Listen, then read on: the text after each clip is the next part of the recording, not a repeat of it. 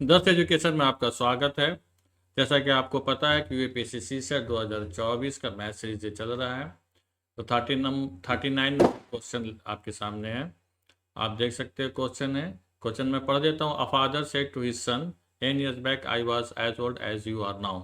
मतलब एक बाप अपने बच्चे को कहता है कि टाइम नहीं बताया, करेक्ट 10 years बताया कि 10 years पहले जो आज तुम्हारी उम्र है वही हमारी उम्र 10 years बैक थी। उसके बाद कहता है कि my present age is 4 times your age 10 years back. मतलब आज जो तुम्हारी मौजूदा उम्र उसका अगर 10 years बैक देखा जाए तो उसका 4 times हमारा आज का एज है। मतलब उसके फादर का आज का एज क्या है, उसके बच्चे से 10 years बैक जो एज था उसका 4 times है। दो स्टेटमेंट दिया। If the sum of the present age of father and son is 130 years। फिर क्वेश्चन कहता है कि अगर मान लीजिए कि बच्चे का और बाप का दोनों का उम्र टोटल करने पे 130 आता है तो what is the difference of their age. तो बताइए कि उसके डिफरेंस क्या है एज का। ऑप्शन आपके सामने है, देख लीजिए। आइए सॉल्व करते हैं।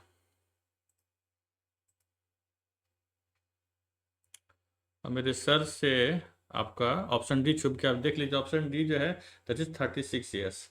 इसे आप अपने जहन में रखिएगा। और क्वेश्चन आपके सामने आ गया है तो चलिए देखते हैं, सॉल्व करते हैं। मान लेते हैं कि प्रेजेंट एज फादर का एफ है और उसके बच्चे का एस है। तो पहला स्टेटमेंट जो कहता है कि एन ईयर्स बैक, मतलब फादर का जो उम्र है कि N years back I was as old as you are now, है ना। मतलब आज जो बच्चे का मौजूदा उम्र है और बाप के मौजूदा उम्र से एन में माइनस कर दूं तो यही उसका बच्चे का उम्र हो जाएगा। 2 नंबर स्टेटमेंट कहता है कि my age is 4 times your age 10 years back. मतलब आज जो बाप का एज है वो बच्चे का एन ईयर्स बैक का 4 times है। ठीक है, ये दूसरा हो गया। और तीसरा स्टेटमेंट जो क्वेश्चन से मुझे मिलता है कि F plus S is equal to 130 years है। ठीक है, तो मुझे पता करना है कि what is the difference of their age. Difference का मतलब F minus S is equal to what. देखिए, अगर मैं इक्वेशन नंबर 1 को मैं देखूं तो यही तो हमारा F minus N is equal to N है। This is actually N. F minus, अगर मैं एस को इधर ले जाऊं, एफ को एक साइड कर दूं तो F minus is equal to N होगा। इसका मतलब हमको एन पता करना, we have to find out the value of N. अगर एन पता लग गया तो वही हमारा आंसर हो जाएगा। तो यहाँ पर मैं क्वेश्चन नंबर इक्वेशन नंबर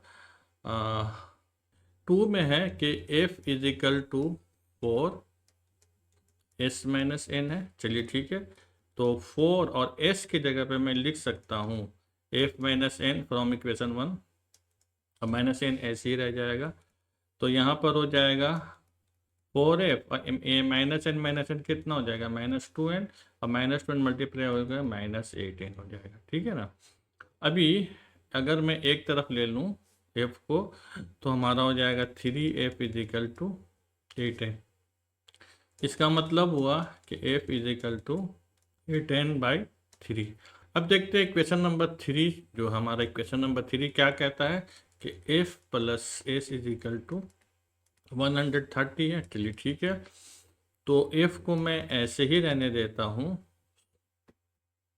और s की जगह पे मैं लिख देता हूँ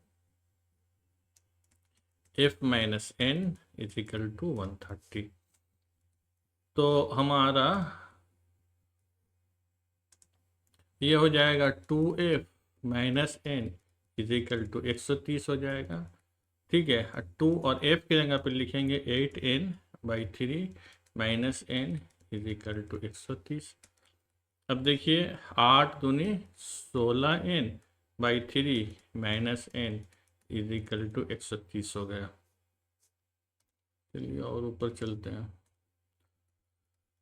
तो यहाँ हो जाएगा 15n, सॉरी 15 नहीं होगा, ये होगा 13, है ना। 13n/3 is equal to 130। 13 से काटेंगे तो 10 हो जाएगा। तो n इज इक्वल टू कितना हो गया 10 × 3 इज इक्वल टू 30। हमने आपको कहा था कि n का जो वैल्यू होगा वही आंसर होगा। तो इसका मतलब इसका आंसर होगा कितना 30 होगा। ठीक है, 30 होगा, क्योंकि हमने f माइनस एस निकाला था n, तो 30 होगा। तो 30 ऑप्शन ए हमारा सही आंसर हुआ।